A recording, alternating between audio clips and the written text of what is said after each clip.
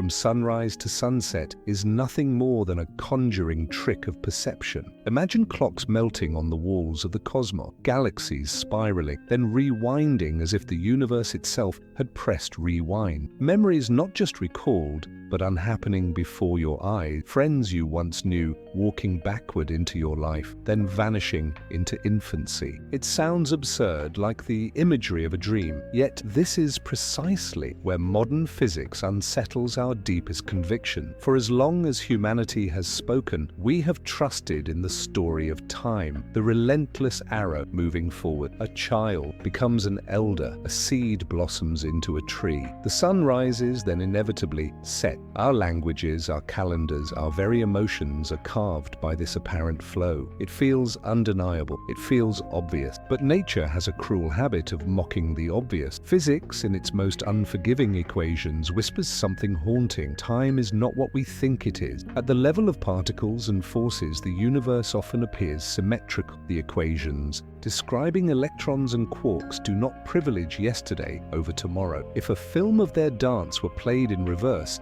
the laws would not scream in protest, they would simply nod in silence. The supposed direction of time emerges not from inevitability, but from perception, from entropy, from statistical imbalance. Strip away that imbalance and time itself becomes ambiguous, an illusion painted onto reality like scenery on a stage. This is where our confidence fractures. On one side stands the solidity of daily life. We grow older, never younger. Milk spoils, but never unspoiled. A bullet leaves the gun, but never retreats to rest in the barrel. The arrow of time defines morality, memory, and mortality. Every ritual of human existence is built on the assumption that the past is gone, the present is fleeting, and the future waits. And yet, on the other side, science whispers a radically different story. Relativity stitches time and space into a single continuum where every moment, past, present, and future, coexists. In this block universe, tomorrow is already there, as real as your birth, as fixed as yesterday's heartbreak. The flow you feel is not a river but a spotlight sliding across an unchanging landscape. You think you're moving forward, but you are simply discovering coordinates that were always there. The shock of this claim is not just intellectual, it is existential. If tomorrow already exists, are we truly free? Do our choices matter, or are we merely reading the lines of a script already written? If every moment is equally real, then your final breath is already breathing itself in some inaccessible corner of space-time, as undeniable as the words you are hearing now. To contemplate this is to feel the ground dissolve beneath your feet. The contrast between certainty and suspicion has never been sharper. On the one hand, the tactile world, where candles burn and lovers aid, where the future is open and the past is gone. On the other, the abyss of physics, where time's arrow is a mirage, where beginnings and endings lose their meaning. This paradox is not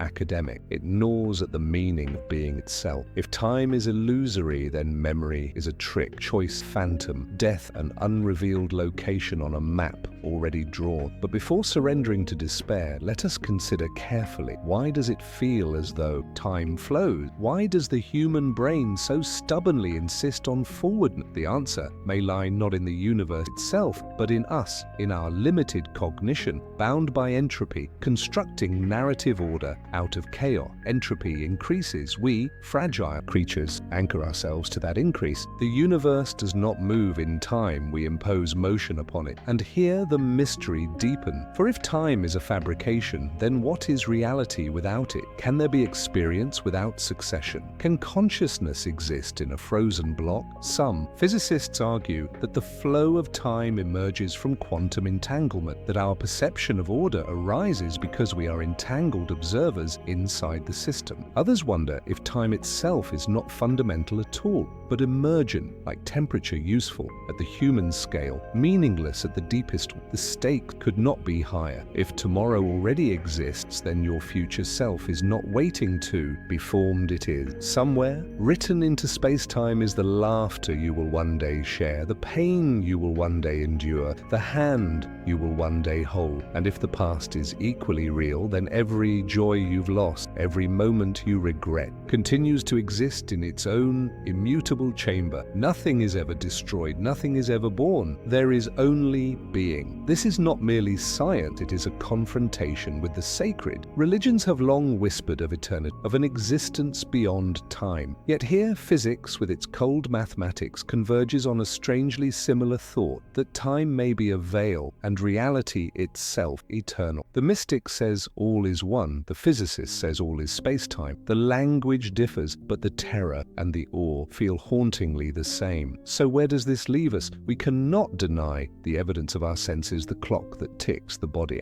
that ages, and yet we cannot ignore the verdict of theory, the symmetry of laws, the permanence of the block. Between these poles stretches a chasm of uncertainty, a place where science becomes philosophy and philosophy becomes prayer. To step into this chasm is to risk everything: our sense of freedom, our notion of progress, our definition of life. But to refuse to step is to remain blind, content with illusion. The choice before us is as relentless as time itself. Do we dare to question the flow that carries us, or do we surrender to its comforting lie? Perhaps in the end, the illusion of time is necessary. Perhaps human consciousness needs the story of a beginning, a middle, and an end to survive the enormity of existence. But if so, then our most intimate certainty is nothing more than a mask the universe wears for the sake of fragile minds. And so the question lingers, echoing like a haunting refrain. What if tomorrow has already arrived? What if your destiny is not unfolding but already carved into the stone of space-time? The answer, elusive and unsettling,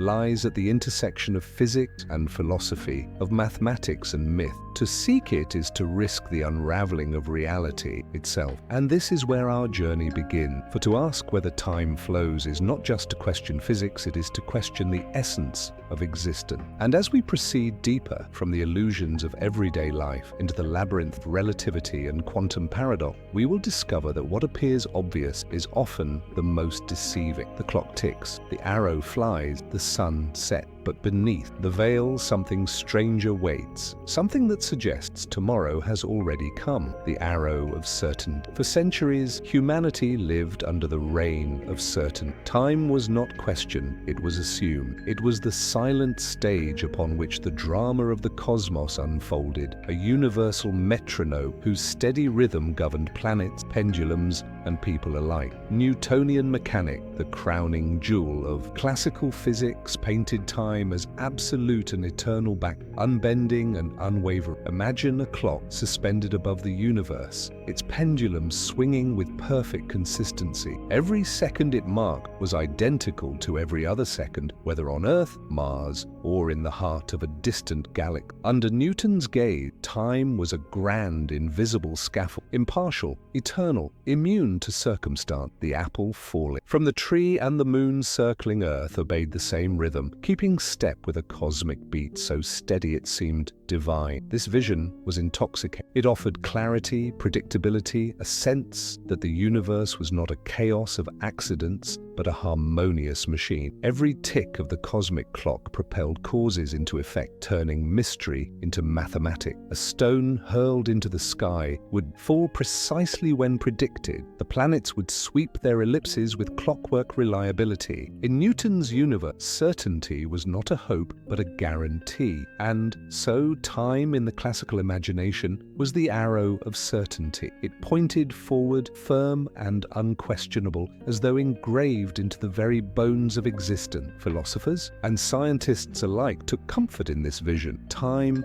was the bedrock. Time was the law, but the confident was destined to fracture. Because when we turned our gaze from falling apples to speeding light, the stage began to shiver. Newton's universal clock could explain much, but it could not explain everything. Beneath its elegance lurked inconsistencies, shadows it could not dispel. The first tremors arrived in the 19th century, with the strange stubbornness of light. Light, it seemed, refused to conform. No matter how fast you moved toward or away from it, its speed remained the same. Imagine running to catch a train, only to find that no matter how you sprint, the train is always pulling away at exactly the same pace. The constancy of light mocked the certainty of Newton's framework. Then came Einstein, a quiet clerk with equations that would detonate the very foundation of time. Relativity did not merely adjust Newton's metronome, it shattered it. Time, Einstein declared, was not absolute at all. It was pliable, elastic, inseparable from space itself. The rigid stage dissolved into a flexible fabric, capable of bending under the weight of mass and motion. Suddenly, the clock that Newton had placed above the universe was torn down. There was no single rhythm shared by all. Instead, time flowed differently depending on where you stood, how fast you traveled, how close you were to gravity's embrace. A second for you might not be a second for me. A moment near a black hole might stretch into eternity compared to a moment on Earth. The certainty of the arrow fractured into relativity's paradox. Picture two twins. One boards a spaceship, accelerating close to the speed of light. The other remains on Earth. When the traveler returns, they discover the cruel joke of time. The twin who stayed has aged decades, while the voyager has barely aged at all. Both experience time as real, yet their clocks disagree. Which one is correct? Einstein's answer: both. Time is not universal, it is personal. This revelation was more than physics, it was existential betrayal. The sturdy stage on which Newton had placed humanity was revealed as an illusion. Time was no longer a constant, but a variable, a fabric to be stretched, twisted, and folded. Certainty gave way to relativity, and with it, the comfort of an absolute. Arrow dissolved into the disorientation of a pliable cosmos. The imagery of relativity is as humbling as it is haunting. A star collapses into a black hole, and time near its event horizon slows to a crawl. To an observer outside, the infalling star appears frozen, suspended forever on the edge of disappearance. To the star itself, time proceeds. Normally it falls in, experiences the end. Two realities, both true, both irreconcilable within the old Newtonian frame, and yet relativity does not declare chaos. It offers a new order, stranger, but still elegant. Time, though elastic, remains lawful. The equations of relativity predict with exquisite precision how clocks will diverge, how light will bend, how space will curve, but the certainty it offers is not the same certainty Newton gave us. It is not a universal arrow, but a personal one, dependent on perspective, shaped by gravity, molded by velocity. With relativity, humanity entered a new age of humility. We were forced to admit that what seemed self-evident, the ticking of an absolute cosmic clock, was an illusion born of limited speed and narrow perception. We inhabit a fabric that bends beneath us, carrying us into futures that are not shared but relative, not fixed but contingent. The transition from Newton to Einstein was not simply a scientific adjustment, it was a metaphysical upheaval. Certainty became relativity, the eternal stage dissolved into a shifting tapestry. And in that loss we glimpsed something both terrifying and liberating. The universe does not conform to our intuitions, but here lies the deeper sting. If relativity dethroned Newton, it did not deliver final truth. It left us standing on unstable ground, wondering if time itself bends, if the arrow of certainty is an illusion, what then becomes of causality, of identity, of reality? Einstein himself believed in a block universe, a space-time where past, present, and future all coexist, equally real. In his vision, the flow of time was not fundamental, but experiential, a quirk of consciousness sliding across the coordinate of a fixed cosmos. It was a view that comforted him. When friends died, he wrote that they were not truly gone, only living in a different part of space-time. For him, relativity's strangeness became a philosophy of eternity, but for many, it was a philosophy of unease. If time is not absolute, if tomorrow already exists, then our sense of becoming is an illusion, our confidence in freedom an echo of misunderstanding. Relativity shattered the arrow of certainty and left us in a labyrinth of paradox. And yet, the story does not end here. Because just when Einstein's framework seemed to reign supreme,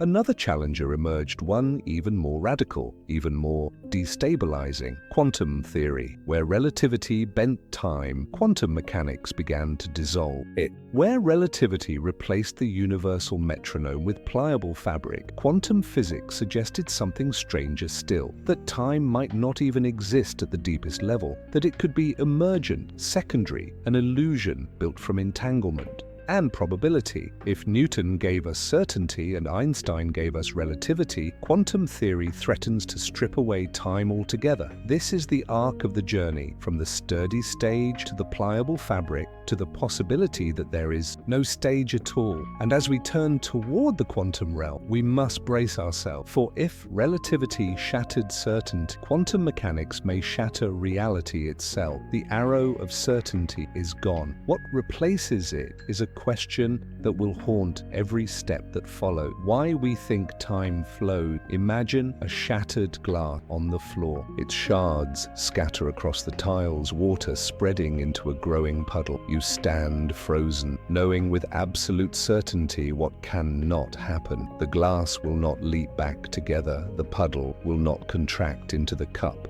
The fragments will not fuse seamlessly into wholeness. This, more than any theory, is how time feels to us. It has a direction, it advances, it leaves ruins in its wake. And though physics at its deepest level is strangely symmetrical, particles care nothing for yesterday or tomorrow, our world insists on pointing forward, from order to disorder, from possibility to memory. This contradiction is the beating heart of the mistime, the measure of disorder. The second law of thermodynamics tells us something stark. Entropy always increases. Entropy is a measure of disorder, of the number of ways a system can arrange itself. A deck of cards perfectly ordered from ace to king has low entropy. Shuffle it randomly and entropy rises because there are vastly more disordered configurations than ordered ones. The same principle governs the universe itself. A low entropy past unravels into a higher entropy future, giving us the arrow of time we so instinctively trust. Eggs crack, but do not uncrack. Smoke disperses, but never reassemble. Ashes scatter, but never reform into burning log. Entropy is not just a scientific law, it is a law of experience. It tells us why we remember yesterday, but not tomorrow, why we age, but do not de-age, why life feels like a one-way journey. The second law paints time as the destroyer, the relentless tide against which no system can hold forever. But here is the paradox. At the microscopic level, the laws of physics do not enforce this arrow at all. Microscopic symmetry, macroscopic. Irreversibility, consider Newton's mechanics or even Einstein's relativity.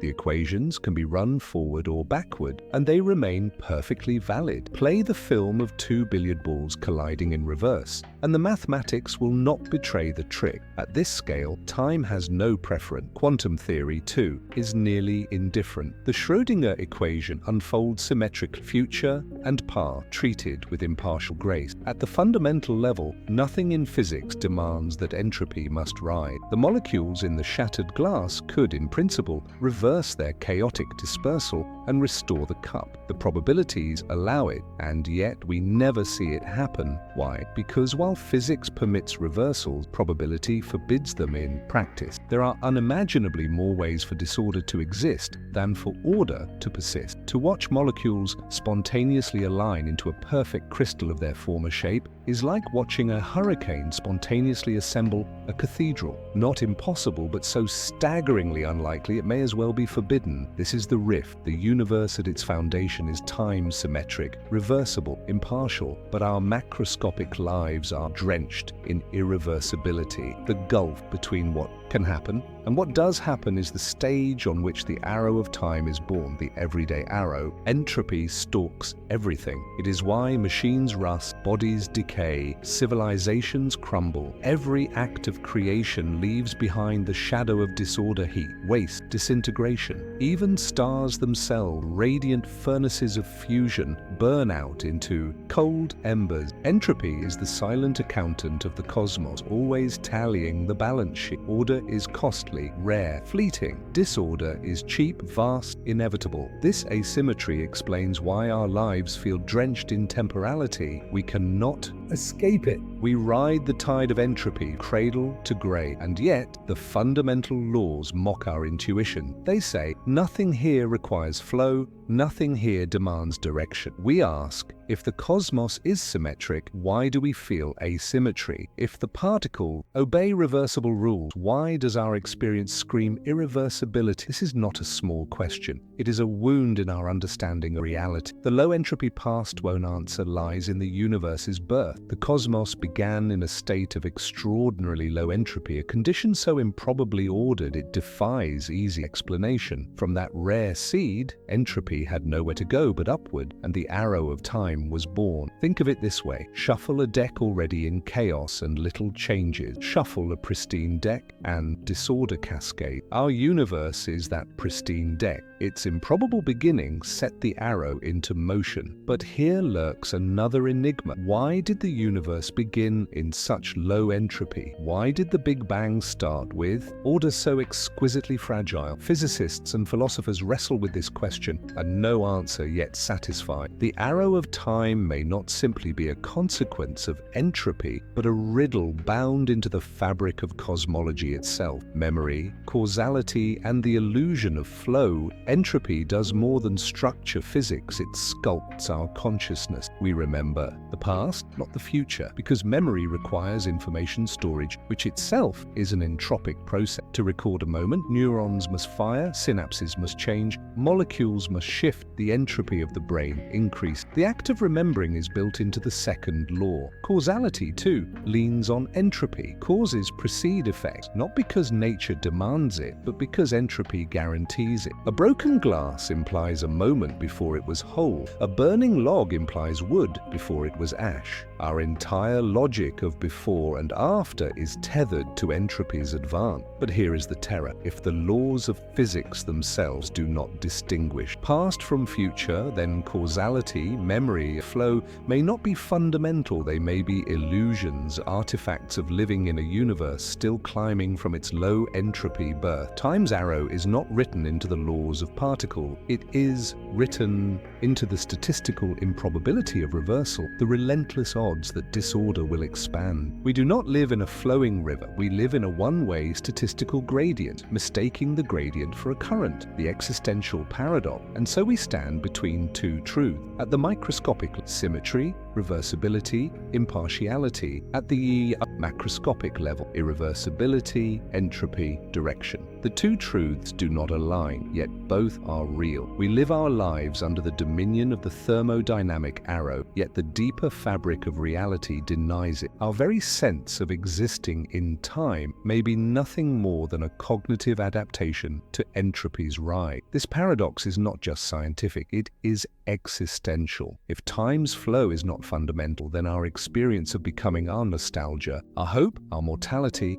is a fragile illusion born of disorder. If entropy alone gives us the arrow, then meaning itself is bound to decay, as temporary and fragile as the order it described, and yet perhaps there is liberation in thought. If the arrow is not ultimate, then perhaps neither is death. Perhaps the irreversible flow we feel is not the cosmos's deepest truth, but a mask concealing something stranger, a universe that does not flow at all, but simply is. The puzzle ahead, the arrow of time, is thus both a law and a question. It is the reason we can tell stories, the reason we can age, the reason we believe in tomorrow. Yet it is also a puzzle. Why should entropy's tyranny define our experience when the laws beneath are neutral? Scientists chase answers in cosmology, in quantum mechanics, in information theory. Some suggest that entropy is not fundamental but emergent, an artifact of perspective. Others argue that time's arrow points only because we happen to be creatures who can perceive it, an anthropic trick of survival. But whatever the resolution, the thermodynamic arrow forces us to confront the gap between physics and existence, between what the equations say and what we feel. It is not just a scientific challenge, it is a mirror held up to our life. Toward the quantum abyss, we began with Newton's certainty, where time was an absolute clock. Relativity then bent that clock into pliable fabric, where seconds stretched and folded. Now entropy has shown us another fracture. Time's arrow, so fundamental to our experience, may be nothing more than probability wearing the mask of destiny. But the journey does not end here, for the most radical challenge still waits. If relativity dethroned Newton and entropy exposed the paradox of flow, quantum mechanics threatens to shatter the very idea of time altogether. At the quantum level, the arrow fray, the past and future entangle, the notion of sequence dissolved, and if the fundamental laws are timeless, then the question becomes even sharper. Why do we, fragile creatures of entropy, dream of flow? The thermodynamic arrow has led us to the brink. Beyond it lie the quantum abyss. The equation don't care. Close your eyes and imagine a chalkboard filled with equations. Newton's laws, Maxwell's fields, Schrödinger's wave functions, all scrawled in elegant curves and symbols. Now imagine pressing rewind. The chalk fades, stroke by stroke. The dust gathers back into the stick. The hand of the physicist retracts, and yet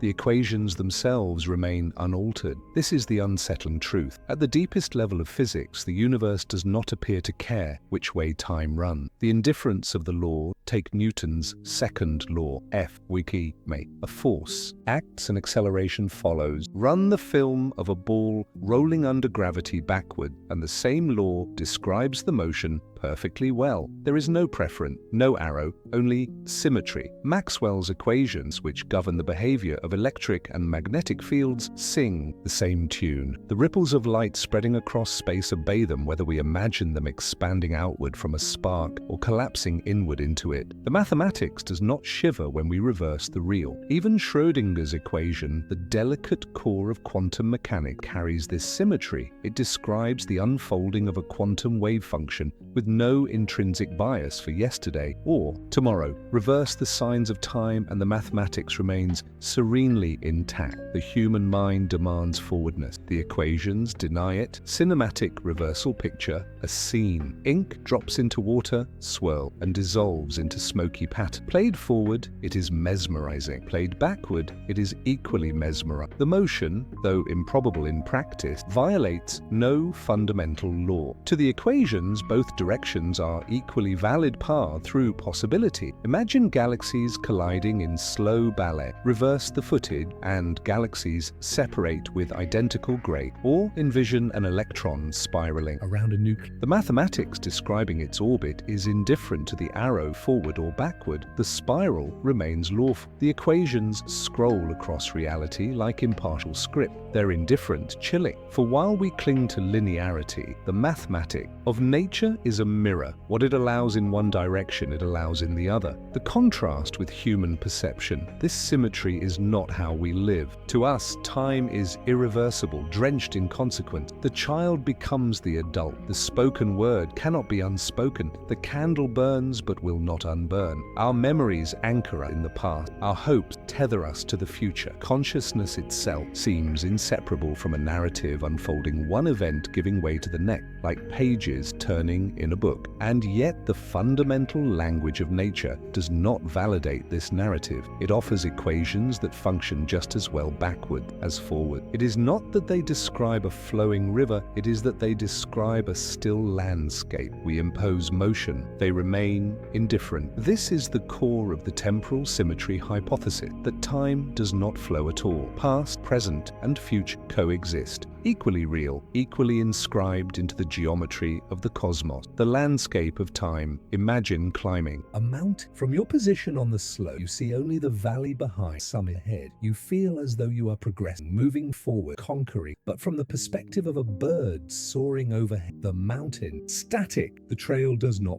The block universe offers the same image. Time is not a flowing river, but a frozen landscape. Every event carved into space-time. Your birth, your loves, your failures, your death, they are all etched not waiting to happen, but eternally existing. You traverse the landscape, but the mountain itself never shifts. This is not metaphor alone, it is the direct implication of temporal symmetry. If the equations are impartial, if they treat yesterday and tomorrow as equal, then flow itself may be illusion. Reality is consciousness is the climber, the emotional shock. There is something profoundly unsettling in this vision. If tomorrow already exists, then choice becomes a puzzle. Did you choose your path, or did you merely discover the steps already carved into the mountain? If the future is as real as the past, then your last breath has already been drawn, your last word already spoken, your last dream already dreamed. The idea brings both terror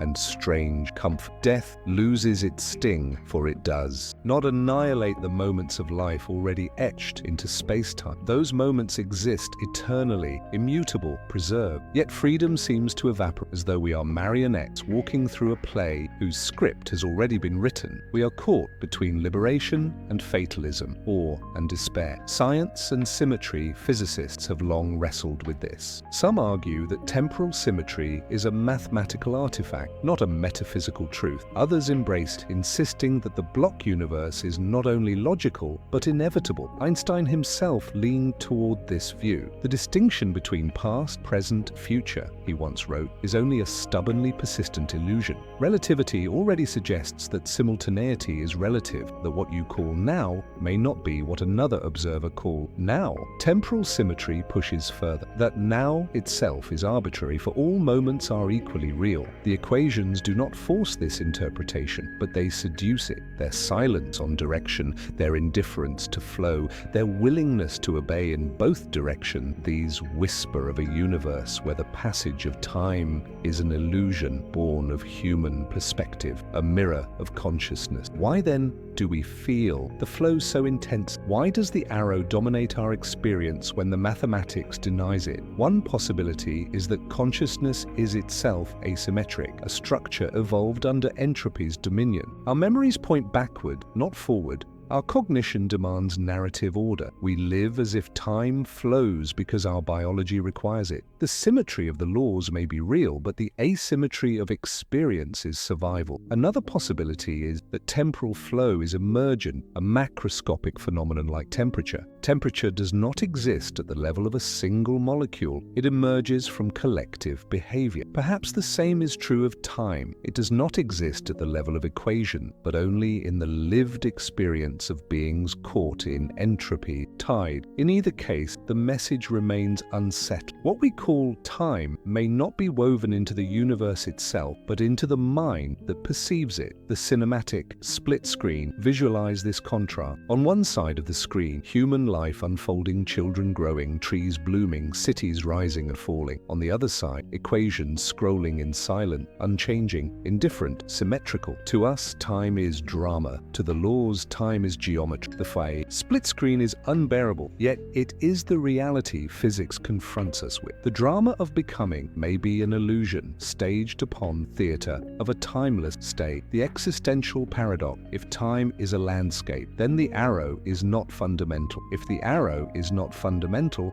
then becoming is illusion. And if becoming is illusion, then existence itself requires redefinition. We are accustomed to thinking of ourselves as moving through life, as beings who are born, who live, who die. But in the block universe, we are not travelers at all. We are statues carved into space-time, every moment equally eternal. The person you were at 5 years old, the person you are now, the person you will be at death, all of them exist, equally real, equally fixed. You are not flowing, you are extended. Consciousness provides the illusion of motion like a spotlight, sweeping across the frames of a film. The movie exists in its entirety, you merely experience it one frame at a time. Toward the edge of symmetry, the temporal symmetry of physics challenges our most intimate certainty. It tells us that the flow we feel is not written into the fabric of reality. It tells us that the distinction between past and future may be no more than a perceptual construct, and yet the symmetry is not absolute. There are cracks, subtle asymmetries in certain processes, small violations in the realm of particle physics. Strange hint that perhaps perhaps time does hold secrets we do not yet comprehend. It is here that the story grows even stranger. For if temporal symmetry defines the laws, yet asymmetry defines our lives, then somewhere between lies a bridge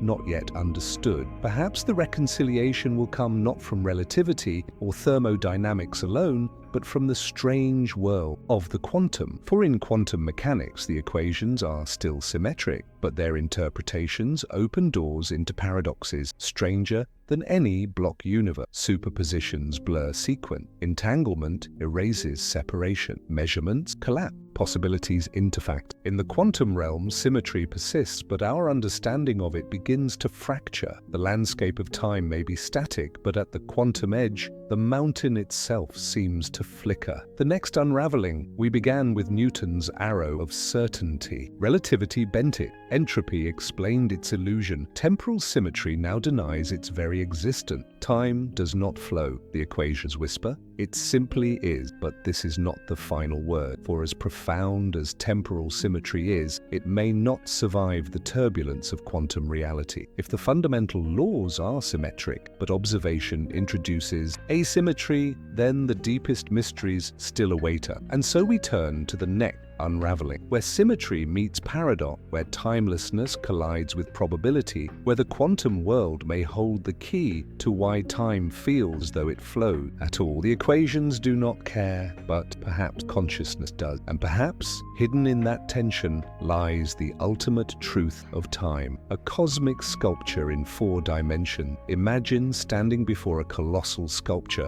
one so vast it encompasses all of existence. Its contours are not carved from marble or bronze, but from space-time itself. Every mountain, every city, every heartbeat, every whisper, frozen within its 4-dimensional geometry. This is the block universe, the vision born from Einstein's relativity, refined by Minkowski's insight that space and time are not separate, but fused into a single fabric. In this vision, the cosmos is not a stage where events unfold. It is the sculpture itself, already complete. The past has not vanished, the future is not waiting, they coexist, equally real, equally eternal, etched into the same cosmic monument. Minkowski's fusion before Einstein. Time was the ticking clock, space the empty void. Relativity shattered this distinction. Hermann Minkowski, Einstein's former teacher, declared that space and time must be seen as one 4-dimensional continuum, space-time. Within this continuum, events are not passing moment, but fixed coordinate, like stars in a vast constellation. Think of your life not as a line being drawn, but as a line already crossed. Your birth, your triumphs, your losses, your death, they are not waiting to occur, they already are. To move through life is not to create new events, but to traverse the ones that eternally exist. The illusion of motion, and yet we feel movement. We feel the present rushing forward, sweeping us from one moment into the next. But in the block universe, this flow is not fundamental, it is illusion. The metaphor often invoked is that of a film reel. The entire movie exists on the strip, every frame already printed. The audience experiences motion only because light flickers across the frames in sequence. Likewise, the flow of time is the flickering of consciousness across space-time. The frames do not move, we do. To the equations, now is no more privilege than then or later. The moment you are breathing in this instant is no more real than the moment of your first cry or your final breath. Each is carved into the sculpture, immutable, permanent, comforting. Permanence. For some, this vision is strangely consoling. Nothing is ever truly lost. The laughter of childhood, the warmth of a vanished embrace, the triumphs of history, these do not fade into oblivion. They remain forever inscribed in the block. To die is not to vanish, but to inhabit a different section of space-time. In this sense, every moment is eternal. Every love, every memory, every existence is preserved. Einstein himself found solace in this view. When his lifelong friend Michel Besso passed away, Einstein wrote to Besso's family that, for us, believing physicists, the distinction between past, present, and future is only a stubbornly persistent illusion. To him, Death was not an erasure, but a relocation within space-time. The block universe offers immortality not of the soul, but of moment. Nothing is destroyed, nothing is erased, the unsettling loss of freedom. And yet this permanent comes at a price. If the block universe is real, then free will appears to crumble. For how can one choose differently if every choice is already etched into the sculpture? Your future actions, your regrets, your revolutions, they are not undecided, they are inscribed. This is the existential wound of the block. Permanence without freedom. We become participants in a play whose script is already written. Our sense of improvisation, nothing more than ignorance of the lines ahead. To feel free is to be blind to the inevitability of what is already fixed. Are we creators of destiny or prisoners of space-time? Participants or prisoners? Here the paradox sharpens. The block universe dignifies our existence by granting it permanent. Every moment of your life is forever, and yet it diminishes it by denying agency. Every moment of your life is predetermined. We yearn for both security and freedom, permanence and possibility. The block universe offers one at the expense of the other. It freezes our stories into eternity but strips them of spontaneity. It grants immortality to moments but robs us of becoming. The human dilemma. Our daily experience resists vision. We wake believing in tomorrow, believing in the open field of possibility, believing in the weight of decision. We cannot live as though the future is already written, for to do so would drain life of its urgency. Yet physics whispers that the openness is illusion, that tomorrow already sits within the sculpture, awaiting the arrival of consciousness. This is the human dilemma. We live by the arrow while existing in the block. We are temporal creatures inside a timeless monument, mistaking traversal for creation. The sculpture as cosmic art cinematically, the image is haunting. Picture the block as a crystalline sculpture suspended in the void, galaxies curving, stars collapsing, civilizations rising and vanishing, all frozen within the same luminous structure. Each life a thread woven into its geometry, each moment a jewel forever preserved. From within we feel motion. From without there is only form. From within we tell stories. From without there is only sculpture. And perhaps this is the most radical challenge of the block, that the universe itself may be art, not a process, not a journey, but a composition. We are not actors moving through time, we are the artwork itself, eternally displayed. Raising the stake, if this is true, the existential stakes could not be higher. Do we accept the block universe as a truth and relinquish our belief in free will, surrendering to the idea that all we do was inevitable? Or do we resist it, clinging to the intuition that choice is real, even if physics denies it? The block universe is not merely a scientific model. It is a mirror held up to human meaning. It forces us to confront whether our lives are authored or discovered, whether we are players, prisoners, whether existence is dynamic or eternally still. Toward the quantum rift, and yet, as haunting as the block may be, it is not the final word. For quantum mechanics intrudes upon its serenity. If the block is frozen, quantum theory threatens to fracture it. Superposition, collapse, entanglement. These phenomena hint that the future may not be entirely fixed, that possibility still breathes within the sculpture. The block universe grants permanence but denies freedom. Quantum mechanics perhaps reintroduces uncertainty, restoring the possibility that the future is not carved but unfolding. The sculpture, magnificent and terrifying, may not be as solid as it appears. Cracks may run through its crystalline structure, and through those cracks mysteries seep. We have reached the heart of relativity's vision, time as space, the universe as sculpture, every moment eternal. But as we turn toward the quantum frontier, we must ask, is the block truly unbreakable? Or is its permanence itself an illusion, waiting to dissolve into something stranger? Do particles obey time's reversal? At the frontier of physics, the stage grows darker. The certainties of Newton are long gone. The pliable fabric of Einstein Einstein unsettled, the arrow of entropy revealed as a statistical trick and the block universe frozen into permanence. But here, in the quantum world, we encounter something strange still. A place where time is not simply symmetrical, not simply illusory, but disturbingly ambiguous, where particles whisper of reversals, where outcomes may reach backward, where the very act of observation seems to rewrite the past. The quantum equation, at the heart of quantum theory,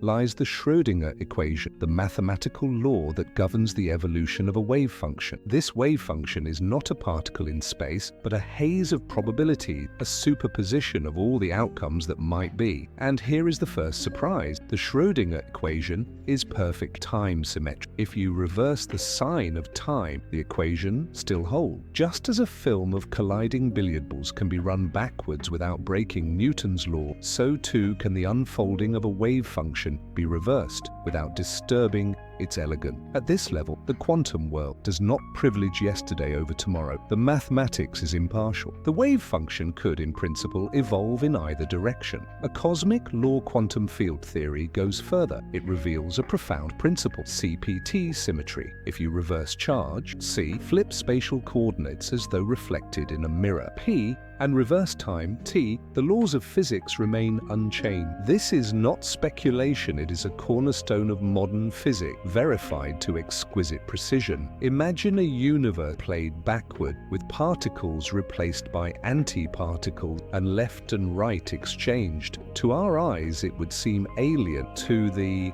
laws, it would be indistinguishable. The equations do not rebel, they embrace the reverse. In this symmetry lies a haunting suggestion that time's arrow is not etched into the deepest structure of the cosmos. The reversal of past and future is not forbidden. At the fundamental level, particles obey a law that knows no distinction, the collapse problem, but then comes the fracture, the collapse. When we measure a quantum system, the wave function, which evolves so symmetrically, seems to snap into a single outcome. The haze of possibility condenses into fact. A photon chooses a path, an electron a position, a particle a definite state. This collapse is not time symmetric. It seems irreversible. Once the photon has struck the detector, the possibilities vanish. Once the electron has registered its spin, the superposition dies. Unlike the graceful symmetry of Schrödinger's equation, collapse seems brutal, one-directional, final, and no one knows why. Does collapse represent a real process in the world, destroying possibilities and fixing fact? Or is it merely a reflection of our ignorance, an update of knowledge rather than a cosmic event? The answer matters because here lies the crack, where time itself may be slipping through. Can the future rewrite the past? In the shadows of this mystery, haunting questions emerge. If the equations are symmetrical and collapse alone introduces irreversibility, then perhaps our perception of causality is not fundamental at all. Perhaps, under certain interpretations, the future can influence the past. This idea, known as retrocausality, is as shocking as it is seductive. It suggests that events we think of as fixed may, under quantum conditions, remain unsettled until the future decides. It suggests that the arrow of cause and effect may bend, allowing tomorrow to reach into yesterday. The delayed choice experiment. Nowhere is this more chillingly illustrated than in John Wheeler's delayed choice experiment. Picture a photon traveling through a double-slit apparatus. If we set up the experiment to detect which slit it passes through, the photon behaves like a particle, choosing one path. If we do not measure, it behaves like a wave, interfering with itself across both slits. But Wheeler imagined a twist. What if we wait until after the photon has already passed the slits to decide whether to measure? The shocking result: the photon's past behavior depends on our future choice. If we measure, the photon retroactively chooses a slit. If we do not, it retroactively behaves like a wave. It is as though the photon has reached back in time, rewriting its own history according to a decision made after the fact. Of course, orthodox physics insists this does not violate causality, that it is merely a feature of probability, but the imagery is impossible to ignore. The future seems to sculpt the path, the transactional interpretation. Another haunting vision comes from John Cramer's transactional interpretation. In this view, quantum interactions are not one-way but two-way exchanges. When a photon is emitted, it sends out a wave forward in time, but the absorber, the detector, sends a confirmation wave backward in time. The event becomes a handshake across temporal directions, a transaction between past and future. To us, the detection feels like a moment in the present, but beneath, the process may involve influences traveling both forward and backward. In this interpretation, the universe does not flow from past to future. It resonates between them. Every quantum event, a dialogue across the temporal divide. With the key cinematic haunting, imagine this as a cinematic scene. Photons streaking outward from a star, their waves unfolding into the void. At distant planets, absorbers wait, sending faint echoes backward. The star's emission is not completed until the Geats handshake is made, not just across space but across time. The universe itself becomes a network of negotiation, weaving together past and future into every instant of reality. It is as though time itself is stitched, not linearly but reciprocally. The present is not a point moving forward, it is the meeting place of influences from both directions. The human unease. The implications are dizzying. If retrocausality is real, then our understanding of agency and choice collapses. Could it be that our future decisions influence our past action? That the arrow of causality is not absolute, but perspectival? The delayed choice experiment whispers, perhaps the past is not fixed until the future observes it. The transactional interpretation suggests, perhaps every moment is a handshake across time. In both, the neat division between has happened, will happen, begins to dissolve. This is not merely technical physics, it is existential vertigo. If the future can reach into the past, then history itself may be negotiable. The solidity of memory, the permanence of cause may be illusion, fragile veneers over a reality where time is a dialogue rather than a monologue, symmetry versus collapse. And yet, the riddle deepens. The mathematics insists on symmetry. The measurements scream of collapse, which is true. Some interpretations argue collapse is not real, that the wave function never truly shrinks, that all outcomes occur in parallel universes, the many-world interpretation. In that vision, time remains symmetric because collapse is only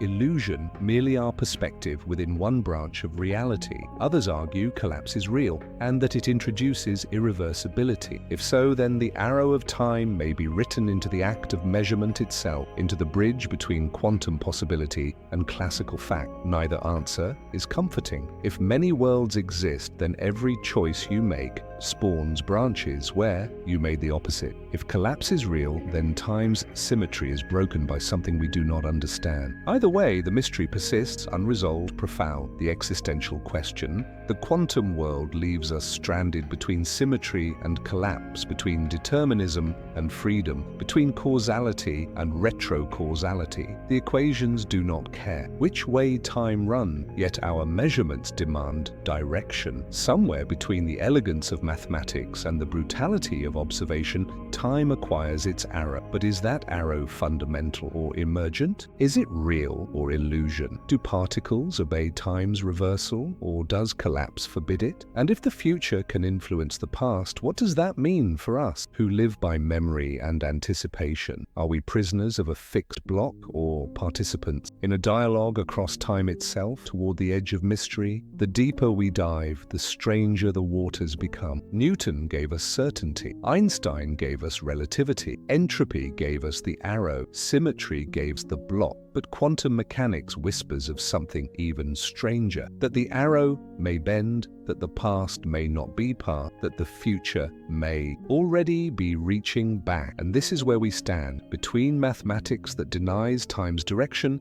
and measurements that insist upon it, between symmetry and collapse, between possibility and fact. In that tension lies the most haunting truth of all. Perhaps time is not what flows past us, but what we create in the act of observing, choosing, existing. Perhaps time is not the stage, but the performance itself. And if so, then the mystery of whether particles obey time's reversal is not just a question of physics, it is a question of being. When the future reaches back, we live as though causality is sacred. Strike a match and flame follows. Speak a word and the sound sound leaves your lip. Causes precede effect, and the chain of time marches forward with unbreakable discipline. To imagine otherwise feels like heresy, an assault on reason itself. And yet, at the edges of quantum theory, heresy becomes possibility. The delayed choice. Shock John Wheeler's delayed choice experiment is a dagger to the heart of causality. In its simplest form, it is an elaboration of the double-slit paradox. A photon leaves a source and approaches two slits. If we measure which slit it passes through,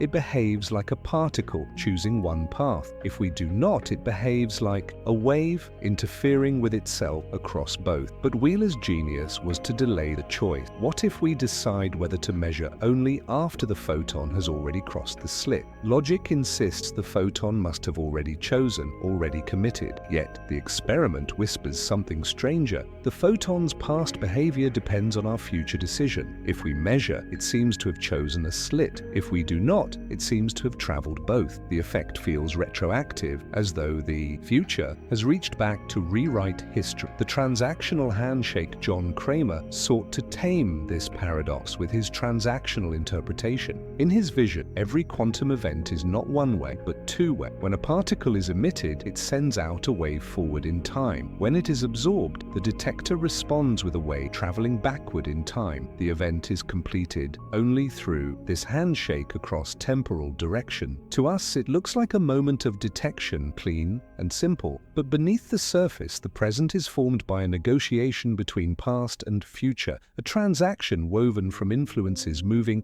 in both directions. Cramer's picture is startling because it removes the need for collapse. The wave function does not break, it consummates. The photon is not forced into a single path. It finalizes its history in dialogue with the absorber. The universe in this telling is not a sequence but a tapestry, threads tugging from both ends. Costa. De Beauregard's radical idea even earlier, Olivier Costa de Beauregard proposed retrocausality in its rawest form. To him, the symmetry of physics implied that information might flow backward as easily as forward. Why assume that the future is forbidden to influence the past if the equations themselves make no such distinction? His suggestion was dismissed as philosophical indulgence, even blasphemy against the edifice of causality. But as quantum paradoxes multiplied, the idea began to regain a foothold. Retrocausality was no longer a fringe speculation, it became a legitimate, if controversial, path to reconciling time's mystery. Classical horror, quantum openness, classical physics recoils at this notion. The idea of an effect preceding its cause conjures paradoxes. The grandfather paradox of time travel, loops of contradiction, the unraveling of logical order itself. In a world of retrocausality, could you prevent your own birth? Could you rewrite history with a single decision? But quantum physics thrives in ambiguity. Its paradoxes are not contradictions but invitations to reimagine. Retrocausality here does not necessarily create paradox. It may simply reflect a deeper symmetry. The future does not overwrite the past. The arrow of cause and effect becomes a dialogue, not a decree, a cinematic vision picture. The scene, a photon streaks toward a double slit. The universe pauses. The photon does not commit, does not decide. It waits, suspended in possibility. Then, a choice in the future, our choice ripples backward. The photon's path crystallizes in response. Its history is written retroactively, as though time itself were editing the script after the performance has begun. This is not science fiction. It is the haunting suggestion of real experiment. The existential state, if retrocausality holds, the implications extend beyond physics into the core of human identity. We believe our actions ripple forward, shaping what is yet to come. But what if they ripple backward as well? What if our choices are not simply seeds of tomorrow, but revisions of yesterday? The weight of responsibility grows unbearable. Every decision is not only a shaping of destiny, but a rewriting of history. Free will acquires new gravity, for it does not merely determine what will happen, it may also determine what has happened. The paradox is dizzying. If we can rewrite the past, then what is the past? If history depends on the future, then time is not a river at all, but a web,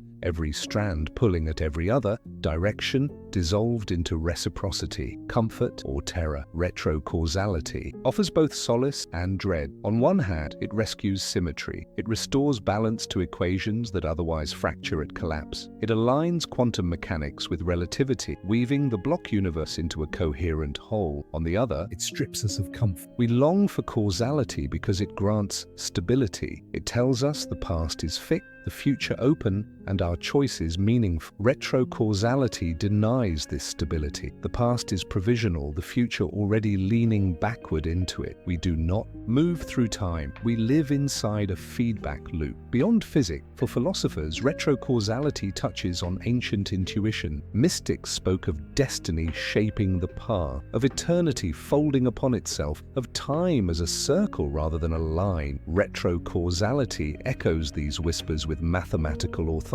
It suggests that the cosmos may not flow forward at all, but resonate between horizons, a harmony of past and future entwine. And for seekers of meaning, it raises an unbearable question. Are we authors of time or merely characters whose histories are being revised even now? Toward the next mystery, we began with Newton's certainty, where causes birthed effects with mechanical clarity. We moved through relativity's pliability, entropy's arrow, and symmetry's block. Now, retrocausality fractures the last bastion of common sense. It dares to say the future is not only real, it is active, sculpting what we call the past. If true, then time is not a lie, but a loop. Every decision reverberates in both directions. Every choice is a chord struck across the entire instrument of space-time. The stakes could not be higher. For if retrocausality is real, then the universe is not a sequence we endure, it is a dialogue we inhabit. And in that dialogue, we are not merely witness, but participant in the shaping of past and future alike. And yet one question remains, sharper than all others. If the future reaches back, what does that make of free will? Are we truly choosing or only fulfilling what is already inscribed in both directions? The answers, if they exist, will carry us into the deepest mysteries still to come, where time may not exist at all, and where the ultimate nature of reality waits in silence. Why memory faces backward. Stand still for a moment and let your awareness settle. Or do you find a stream flow, a sense of now slipping into then of moments, dissolving behind you as new ones arrive? You cannot stop it, you cannot reverse it. The sensation of time's current is as intimate as breath, as inescapable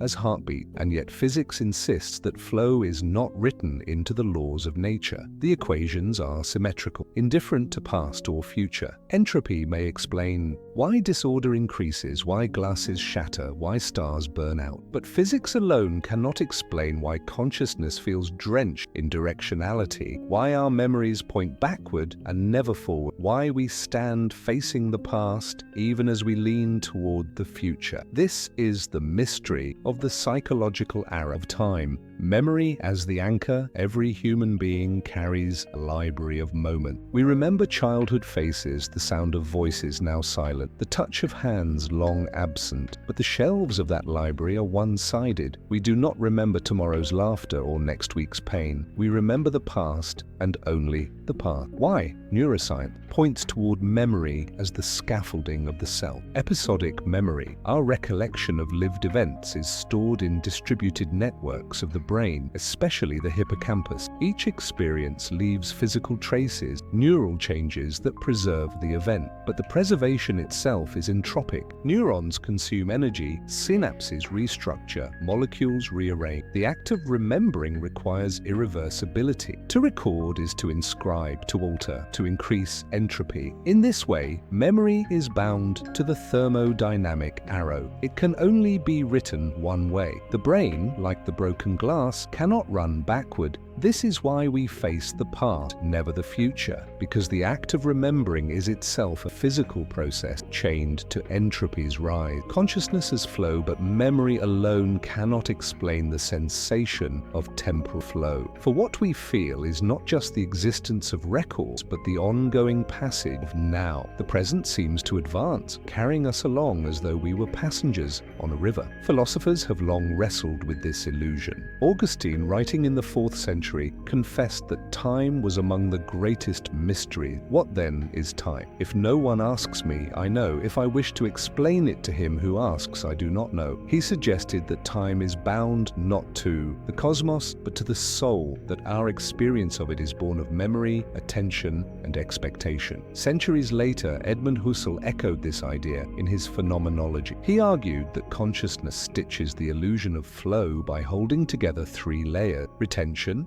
our immediate memory of what just happened, present moment itself, and pretension, our anticipation of what is about to occur. Together, these layers create the sense of continuity. The river of time is not outside us, it is projected by a projector, not a window. Modern cognitive science has taken up this thread. Our brains are not windows opening onto a flowing world. They are projectors, stitching frames of perception into the illusion of continuity. Neural activity occurs in bursts and cycles, not in a smooth stream, but our perception knits these bursts into a seamless narrative. Just as cinema creates motion from still frame, consciousness creates flow from snapshot. The experience of time advancing may be nothing more than the brain's storytelling function, a survival adaptation that turns discrete events into a coherent whole. If this is true, then the arrow of time is not discovered but invented. It is not an external current but an internal projection, a theater of continuity staged for fragile mind. The asymmetry of memory. Still the question remains, why back? Why is memory retrospective, not prospective? Some neuroscientists suggest that the brain is simply a record-keeping machine, and recording requires a past to record, but others point toward predictive processing, the idea that the brain is fundamentally a prediction engine, always forecasting what comes next. In this sense, the brain does contain a kind of memory of the future, not as a fixed event, but as a constantly updated expectation. Yet these predictions feel different from memory. We do not recall tomorrow with the same solidity as yesterday. The difference lies in certainty. Memories are fixed traces of what has already occurred. Predictions are probabilistic, uncertain, forever dissolving into revision. Consciousness anchors itself in the stable, not the hypothetical. Thus, memory faces backward, because only the past can provide stability. The existential tension. Here the existential stakes emerge. If physics says time does not flow, neuroscience says the flow is an illusion of consciousness, then what becomes of our lived experience? Are we simply deluded, mistaking projection for reality? Are we trapped in a cognitive trick, prisoners of a brain that stitches symmetry into sequence? The terror of this idea lies in its intimacy. It is not just that time may be illusory at the cosmic level. It is that the very feeling of now may be illusory, conjured by neurons for the sake of survival. Our deepest certainty, the experience of moving through life, may be nothing more than theatre. The philosophical response. Philosophers have wrestled with this unease for centuries. For Augustine, time was inseparable from consciousness. It was not an external thing, but a measure of change within the mind. For Husserl, the flow was the very structure of awareness, the way consciousness constitutes itself. In the 20th century, thinkers like J.M.E. McTaggart argued that time itself was unreal, distinguishing between 2 modes of temporal thinking: the A series, past, present, future, and the B series, earlier, later. The A series, he said, is riddled with contradiction. Only the B series, the timeless ordering, is coherent. But our minds live inside the illusion of the A series, forever trapped in the experience of flow. And in our own time, cognitive scientists echo this suspicion. The flow of time is not an external truth, but an emergent feature of human perception, a projector beam cast onto the screen of reality. Consciousness as the stitch. Perhaps then, consciousness is not merely trapped in the illusion of flow, it is the very mechanism that creates it. Without consciousness, the block universe remains frozen, silent, static. With consciousness, the spotlight sweeps across the block, animating it into a story. In this sense, consciousness is not a passive observer, but an active creator of temporality. Time is not what we see, it is what we construct. Our minds stitch the timeless into the temporal, weaving continuity from symmetry, order from chaos, narrative from stillness. A cinematic imagery visualizes this, a projector in a darkened theater. The real is not a reel at all, but a 4-dimensional block, every frame already there. The projector beam is consciousness. As it sweeps across the block, the still frames become a movie. The story unfolds not because the frames move, but because we animate them. To the block,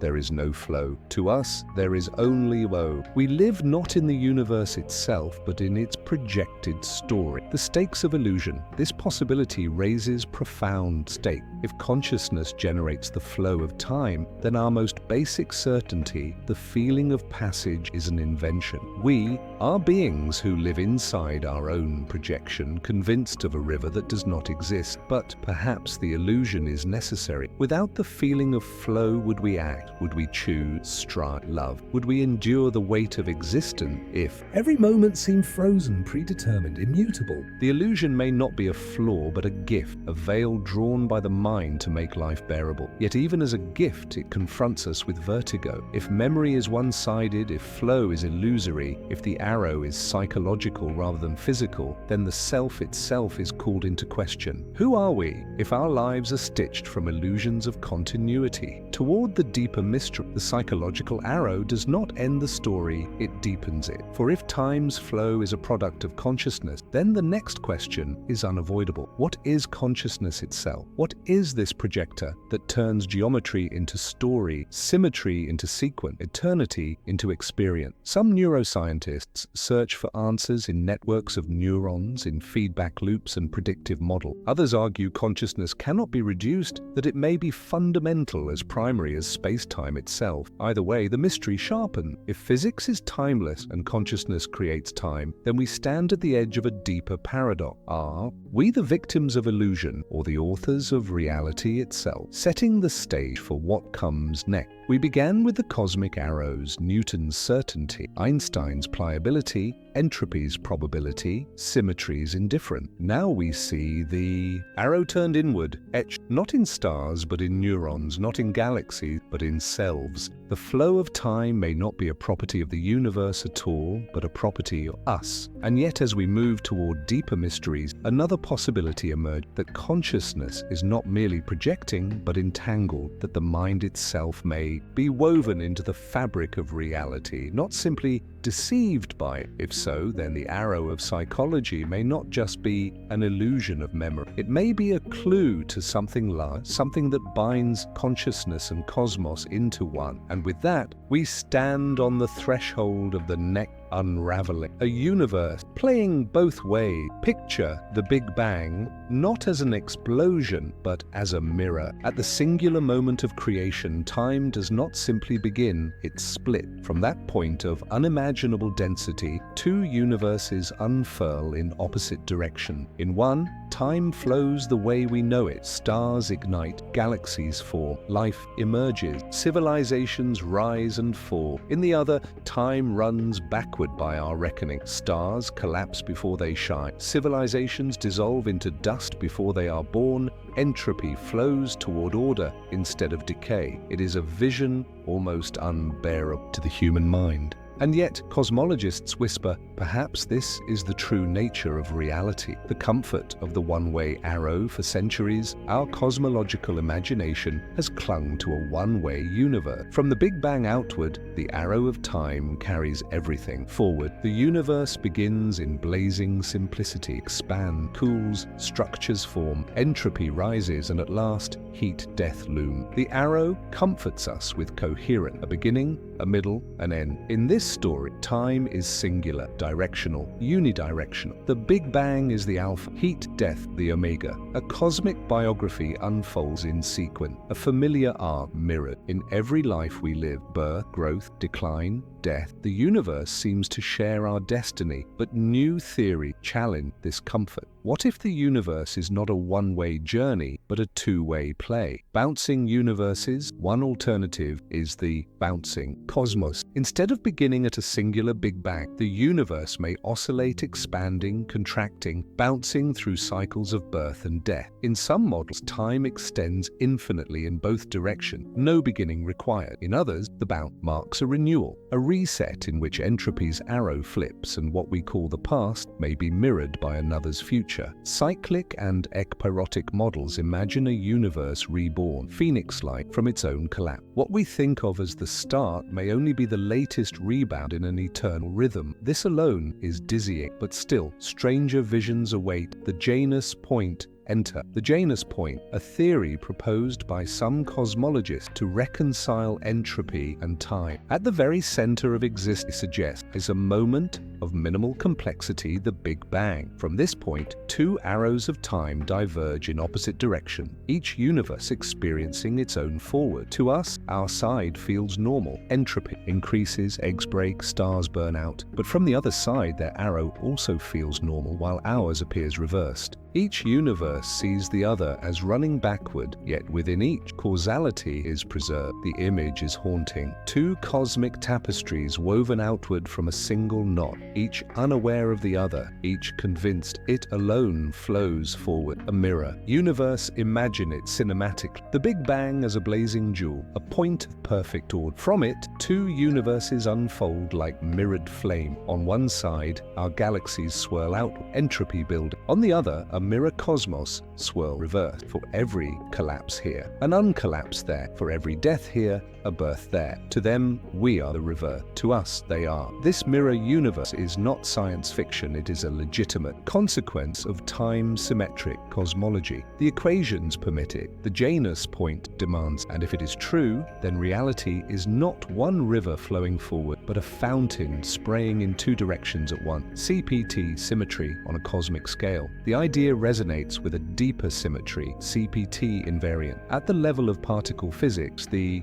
laws remain unchanged if we reverse charge, reflect space, and reverse time. Some cosmologists propose extending this to the entire universe. In such a model, the Big Bang births not only our universe, but its CPT conjugate twin, a cosmos of antimatter, reversed space, and reversed time. Together, the pair restore the balance. Symmetry. To us, their history unfolds back. To them, ours does. Both are lawful. Both are real. The universe in this picture is not a broken symmetry, but a completed one, existential, and yet the implications are unsettling. If another universe exists, living its history in reverse, what does that mean for identity, for meaning, for the uniqueness of our experience? Are we merely one face of a two-faced coin, one half of a greater symmetry we cannot see? The comfort of singular time collapses here. We are not marching forward from a cosmic beginning toward a cosmic end. We are only one direction of a bifurcation, our arrow mirrored by another. The thought is humbling. It strips us of the illusion that our direction is privileged. It forces us to admit that forward and backward may be parochial illusion, relative only to our place in the fountain of time. The horror and the beauty classically, we recoil at this idea. We long for a universe with narrative order, with one arc, one destiny. A mirror cosmos living backward feels grotesque, unnatural, even horrific. How can existence make sense if history runs both ways? But cosmology asks us to look deeper, for within each branch, order holds. Entropy increases, causality remains intact. No one within either universe feels reversed. Each arrow is lawful within its frame. The horror lies only in comparison, only in stepping outside the block and seeing the symmetry whole. From that vantage, the beauty emerges. A universe playing both ways is not broken, it is balanced. Two arrows diverge, two stories unfold, two realities mirror. Together, they restore the symmetry the laws demand. A cinematic image. Visualize it, a single spark at the heart of creation. From it, two flames leap outward in opposite direction. To each flame, its motion feels natural, inevitable. But from above, we see the symmetry. Two universes back to back, rushing into futures that are each other's path. We are one flame, blind to the other, convinced of our singular arrow. But the cosmos may be ambidextrous, raising the stake. If this vision is true, then our place in the cosmos is not singular, but mirrored. We are not the unique unfolding of time, but one among two. Our sense of direction, our belief in progress, trust in flow, all may be parochial illusion. The stakes are existential. Do we accept that forward is relative, that meaning itself is not tied to a cosmic narrative, but to local perception? Or do we resist, clinging to the comfort of a one-way universe even as the equations point elsewhere? In the mirror model, history itself is double, destiny itself is symmetric, and time itself is not one river, but two. Toward the next mystery, we have journeyed far, from Newton's arrow to Einstein's fabric, from entropy's gradient to symmetry, block, from quantum retrocausality to psychological illusion. Now cosmology presents its most radical vision, a universe that plays both ways, two arrows diverging from a single spark. But even this may not be the end, for if time can split, if arrows can diverge, if the universe can mirror itself, then perhaps time itself is not fundamental at all. Perhaps it is emergent, secondary, born of deeper structures we have yet to glimpse. And so we turn to the next mystery. Is time itself an illusion, not only of perception, not only of entropy, not only of cosmology, but of reality? Ancient echoes of temporal symmetry stand at the edge of a temple, incense curling into the air. Listen to chant carried across centuries, words from traditions older than history itself. They speak of eternity, of cycles without beginning, or end of a flow that dissolves the very notion of past and future. At first glance, these hymns belong to another world entirely, ritual, symbol, faith. And yet, listen closely, and the echoes seem uncannily familiar. For the physicist in the laboratory and the mystic in the monastery whisper of the same unsettling possibility. Time does not flow. It is an illusion. The Hindu vision cycles without. And in Hindu cosmology, time is not a line but a wheel. Ages or yugas repeat endless golden eras of truth and harmony, decline into darker epochs of strife, only to be reborn again. The universe itself is said to expand and collapse in cosmic cycle, Brahma exhaling creation and inhaling dissolution over and over forever. To the modern ear, this is myth, but in its shape we glimpse a resonance with cyclic cosmologies, with bouncing universes and Janus points, with the idea that time is not a one-way road, but a rhythm. What physicists model in equation, ancient sages intuited in vision, that time's essence may not be linear progression, but eternal, recurrent. This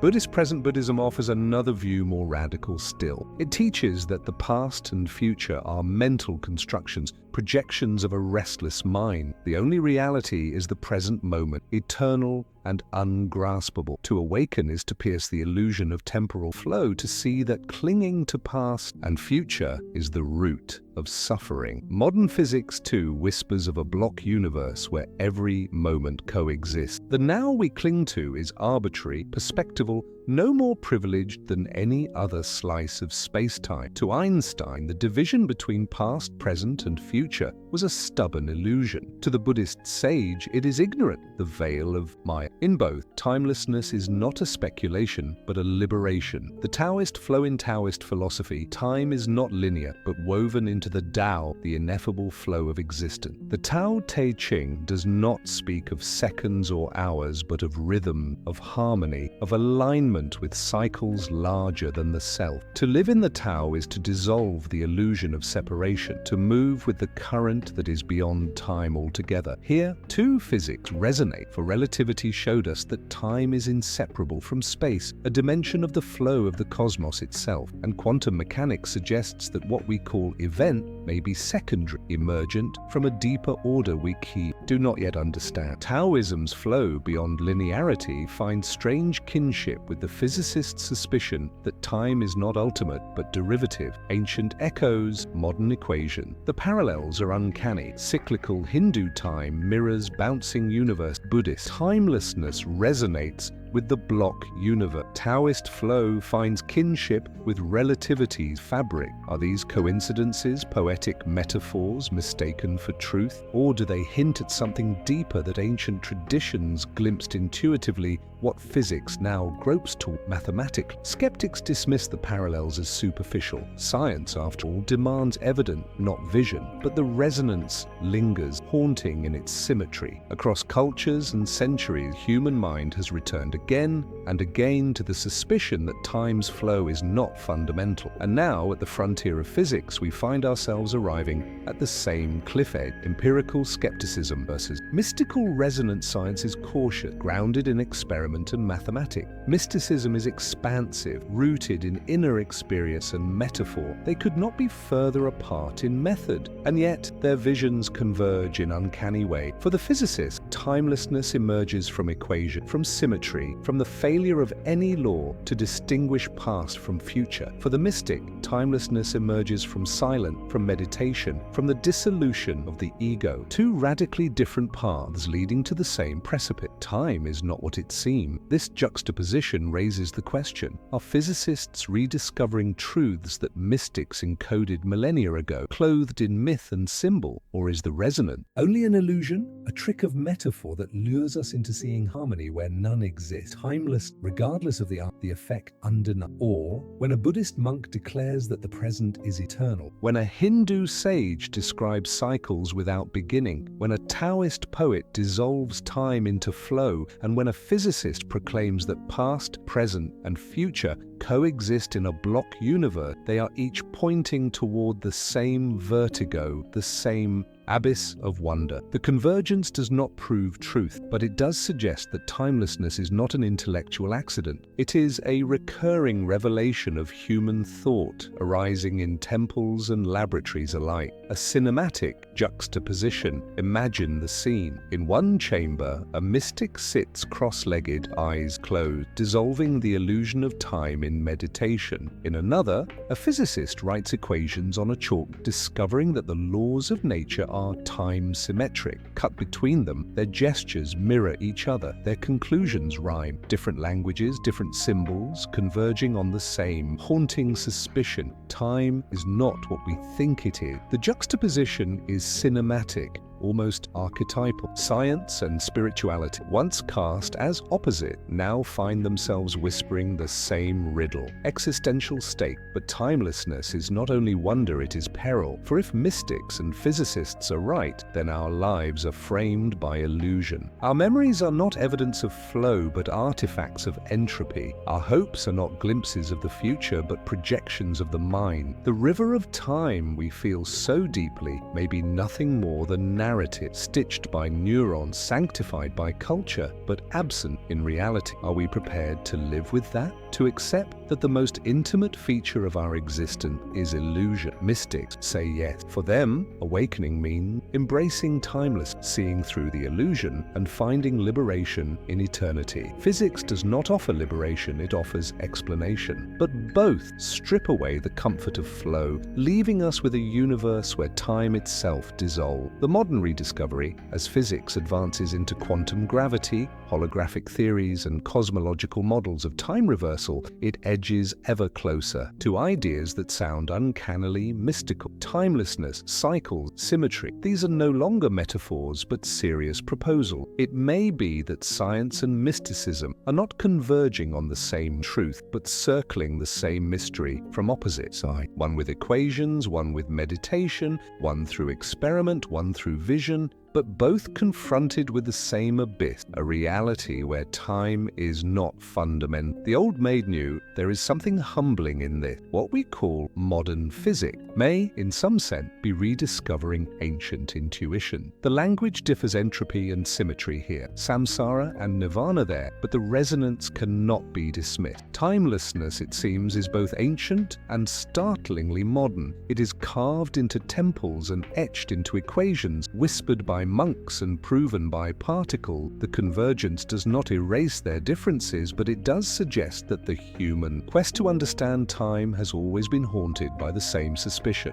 Toward the next unraveling, we began with Newton's arrow, passed through relativity's fabric, entropy's gradient, symmetry's block, quantum retrocausality, and the psychological arrow. Now, standing in the presence of timelessness, we see that the riddle is not new. It has echoed across centuries, across civilizations cross the boundaries between science and spirituality. The stakes are clear. If time is illusion, then meaning itself must be reimagined. Are we eternal beings living in timeless reality, finite beings trapped in a projection? Are we rediscovering cosmic truth or weaving metaphors across domain? Mystics offer answers, physics offers models, but neither has yet dissolved the and so we continue into deeper waters, into quantum gravity, into the ultimate question, not just whether time flowed, but whether time exists at all. The cosmic mind hypothesis. Close your eyes and ask yourself, what is it that experiences? Very moment, behind the colors, sounds, and memories, what is the witness? You cannot locate it in space nor pin it in time. It seems to hover, timeless, gazing upon events as they arrive and fade. And here emerges a radical question. What if consciousness itself does not belong to time? What if awareness is not an object moving through moment, but a presence beyond? Them a vantage point outside the river, watching the flow unfold.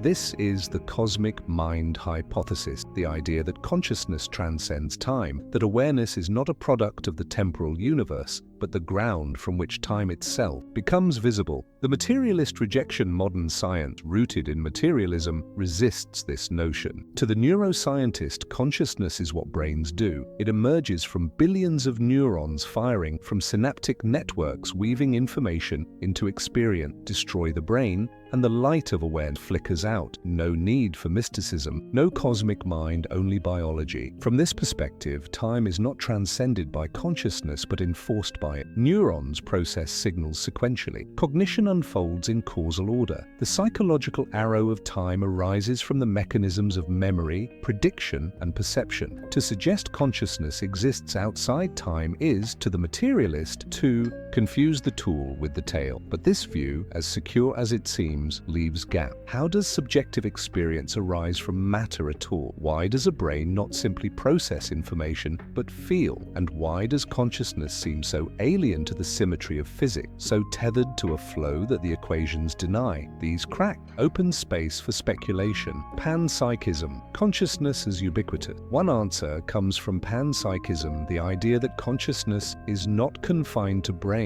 but intrinsic to the fabric of reality. Every particle, every field, every quantum of matter possesses some rudimentary form of awareness, not intelligence, not thought, but proto-consciousness, the glimmer of subjectivity. If this is true, then consciousness is not a late arrival in the cosmos, but a basic feature, woven into existence from the start. Just as mass and charge pervade the universe, so too does experience. Time, in this vision, is something consciousness witnesses but does not obey. The electron's proto-consciousness does not march through second, it simply is timeless present. Within the block universe, human awareness, as a more complex integration of this primordial field, peers into the block, illuminating slices of it as now. Panpsychism turns consciousness from an emergent accident into a cosmic constant. Integrated information theory, consciousness as structure. A more technical framework arrives with integrated information theory, IIT. According to IIT, consciousness corresponds to the degree of integrated information within a system. A brain, richly networked, generates high levels of integration, and thus a rich conscious field. A rock,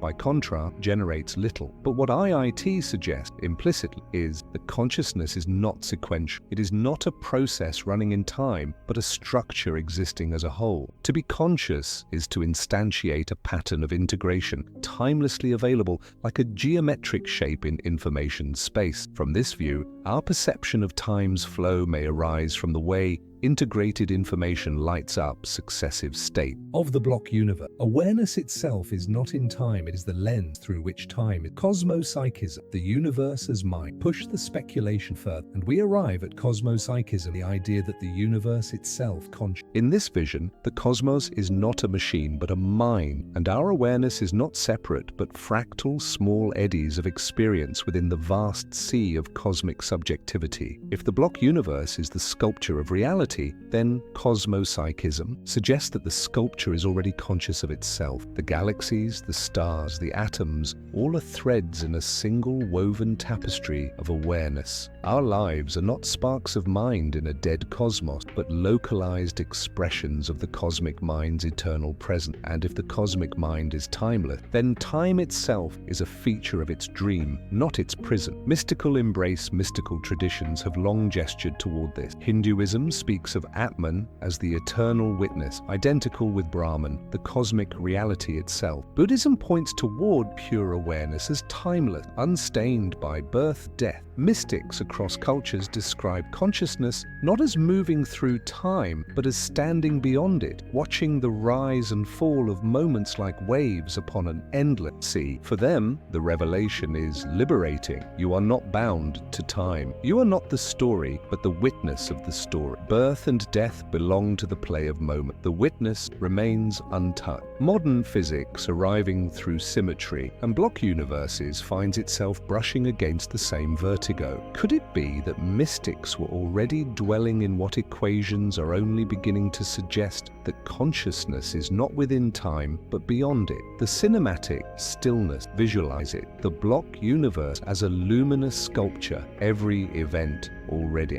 inscribed, every life already etched, and hovering outside it, not in space, not in time, is awareness itself, not moving, not changing, simply witnessing, like an eternal light illuminating the sculpture, bringing its frozen forms into present. From this perspective, nothing happened. The cosmos is complete, entire, eternal. What we call happening is only consciousness sweeping across the block, bringing attention to one slice and then another. The river of time is not flowing water, it is the beam of a flashlight moving across a frozen landscape, the terror transcendent. But this idea is not only consoling, it is terrifying. If consciousness is timeless, then free will may dissolve. We are not actors creating futures, but witnesses illuminating what already. Choice becomes perception. Life becomes revelation of the already written. Worse, individuality may dissolve. If consciousness is one timeless field, then our sense of separateness is illusion. I and you are not distinct witnesses, but facets of the same infinite awareness. Death, then, is not annihilation, but the falling away of the mask. The witness remains eternal, unchanging, outside time. For some,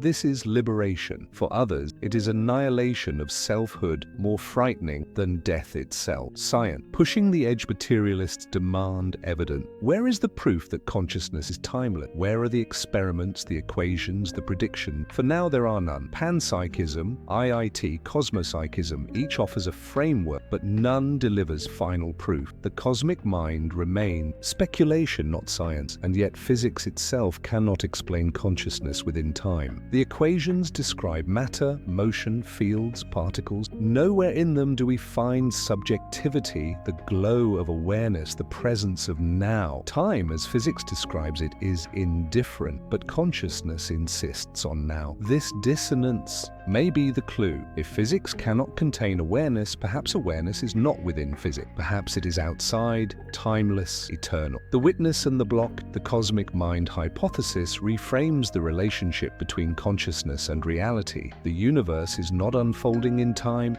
it is already complete. Consciousness does not move. Through it, it shines upon it. Think of it like this. A novel exists in its entirety from first page to last. The reader experiences it sequentially, but the story is already whole. Consciousness is the reader. The block universe is the novel. The illusion of flow arises from the act of reading, but the story is already complete. The self you believe yourself to be is a character in the novel. The true witness is the reader outside the book, and the reader is timeless, the existential stake. If this is true, then the stakes are nothing less than the meaning of existence itself. Are we fleeting creatures moving through time, our awareness extinguished at death? Or are we timeless witnesses peering into the sculpture of reality, moment by moment, lifetime by lifetime? Is the universe happening, or is it already complete, with consciousness outside, eternal? The answer divides materialists and mystic. One insists consciousness is bound to neurons dissolving with the brain. The other insists insists it is eternal, outside time, fundamental to the cosmos itself. Between them lies a chasm, but in that chasm lies wonder. A cinematic culmination. Imagine the closing shot. The universe stretched before us as a crystalline block, galaxies spinning, stars dying, civilizations rising, every moment frozen into the sculpture, and hovering outside a presence nameless, formless, timeless, illuminating the whole, not separate from us, but us at our deepest level. The cosmos is not happening. It is complete, eternal,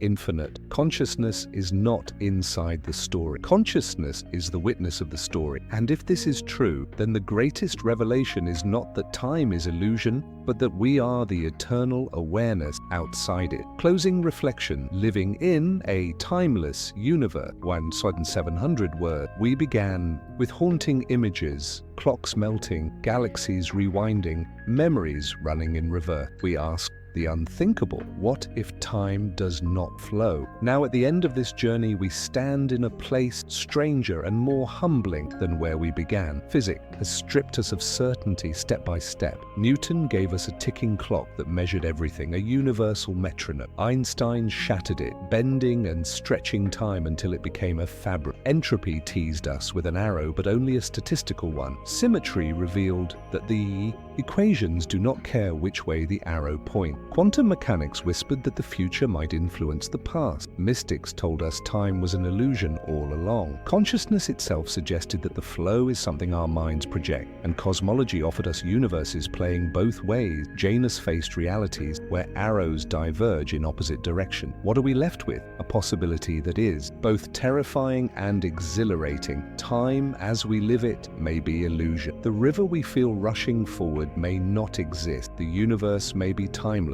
already complete, already whole. The weight of despair. There is a kind of despair in this realization. If every moment already exists, then nothing truly changes. Your birth and your death are equally eternal. The joy you will feel tomorrow is already inscribed. The pain you have endured is eternally preserved. You are not creating your future. You are walking through a script already written. The self feels diminished by this vision. Where is freedom if not in time? Where is becoming if not in the flow? If all is frozen, then life itself seems robbed of urgency. Why strive? Why hope? Why dream if the story is already complete? This is the existential wound of timelessness, the suspicion that meaning itself might dissolve when time is denied, the spark of liberation, and yet within the same vision lies liberation. If every moment already exists, then nothing is ever truly lost. Every embrace, every word, every fleeting instant of beauty is etched into the block of reality forever. Death does not annihilate those moments. They remain eternal, preserved. And if time does not flow, then perhaps eternity has always been here, not waiting beyond death, but interwoven into every instant of life. You are already part of eternity. You always were. The liberation comes in realizing that urgency and transient are illusion. What is real is present. What is eternal is the fact that every moment exists, unerasable, luminous in the cosmic sculpture, meaning inside illusion. So where does that leave meaning? Perhaps not destroyed,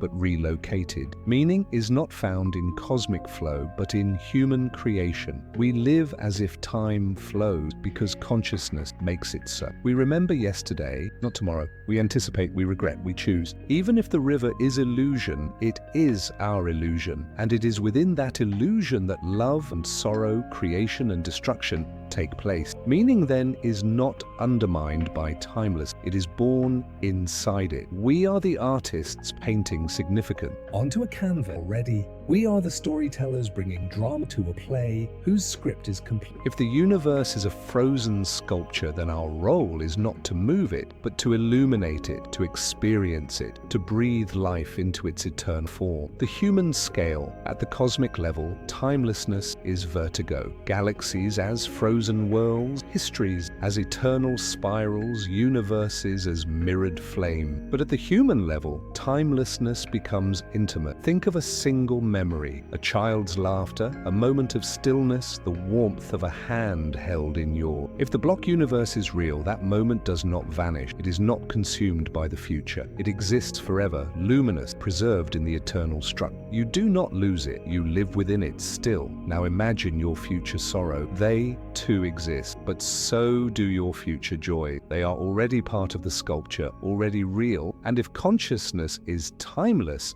then perhaps in some way you are already inhabiting, already embracing. The cosmic turns personal. Eternity is not something distant, it is the texture of every moment you live, a double-edged revelation. The vision of timelessness is double-edged. To some, it robs life of vitality. To others, it enriches it beyond measure. If all is already complete, then urgency dissolves, but so does despair. If the worst moment of your life is eternal, so too is the best. If every sorrow is preserved, so too is every joy. The sculpture of the universe holds it all, equally real, equally eternal. We are left to choose how to face it, with fear or with awe. The role of consciousness. Here, consciousness reclaims its importance, for it may be that time does not exist. And yet we live, though itness creates, stitches the illusion, project film. Without consciousness, the block silent, frozen. With consciousness, the block is illuminated, animated, alive. Perhaps our role is not to move through time, but to bear witness to timeless. Perhaps awareness is the light that makes eternity visible, frame by frame. In that sense, we are not diminished by timelessness, we are its interpreters, translators, its participant. It is striking that physics and mysticism converge here. Equations declare that time is symmetrical, indifferent, non-existent as a flow. Mystics declare that time is illusion, that eternity is here and now. Two different languages, two different paths converging on the same precipice, and standing at that precipice we are left with the same choice mystics faced centuries ago: despair or liberation. To see timelessness as emptiness or as eternity. To see it as negation or as wonder. What does it mean to live in a timeless universe? It does not mean abandoning life or ignoring the illusions of flow. It means embracing them as part of the human condition while knowing they do not bind thee. Cosmic means cherishing the moments, not because they vanish, but because. It means seeing every instant as already eternal, already complete, already part of the infinite sculpture. Living in a timeless universe means shifting our gaze. Instead of fearing that time slips away, we recognize that it does not slip at all. Instead of mourning what is lost, we see that nothing is lost. Instead of seeking eternity elsewhere, we discover it here, in the very fabric of existence. Visualize the closing image. Galaxies swirl, but instead of rushing forward, they appear, suspended, frozen into a cosmic mandala. Clocks dissolve into dust, their hands no longer ticking, their faces melting into formlessness. Human lives flicker like stars, not vanishing but glowing eternally in the sculpture of space-time. And then a voice, calm, haunting, resolute. If time does not flow, then perhaps eternity was here all along.